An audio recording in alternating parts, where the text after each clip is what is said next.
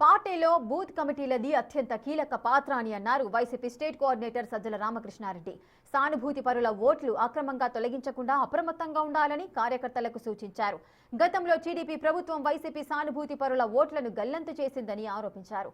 అందుకే ఇప్పుడు task force ఏర్పాటు చేసుకుని ప్రత్యేక దృష్టి పెట్టాలని పిలుపునిచ్చారు. అక్రమ ఓట్లు చేరకుండా ఓటు బ్యాంకును కాపాడుకోవడమే లక్ష్యంగా పనిచేయాలని దిశానిర్దేశం చేశారు సజ్జల. ఉన్న ఓట్లు తీసేయకుండా దొంగ ఓట్లు రాకుండా ఎట్లా ఆపాలా అనేది ఇప్పుడు చేయకపోతే బూత్లో చేయగలిగేది ఏముండదు. కాబట్టి ఇప్పటి నుంచే దాని మీద అలర్ట్గా ఉండాలి. ఉన్న ఓట్లు తీయకుండా, అందులో మన ఓట్లు తీయకుండా సహజంగా చేయగలిగిన నేర్పు రావాలా, మెలకువ తెలియాలా. తెలంగాణలో ఇళ్ళు తిరుగుతున్నారన్నారు, ఇక్కడ కూడా సెక్రటరియట్ సిబ్బంది వచ్చి డీటెయిల్స్ కలెక్ట్ చేస్తున్నారని అంటున్నారు. చేస్తున్నారు అంటున్నారు.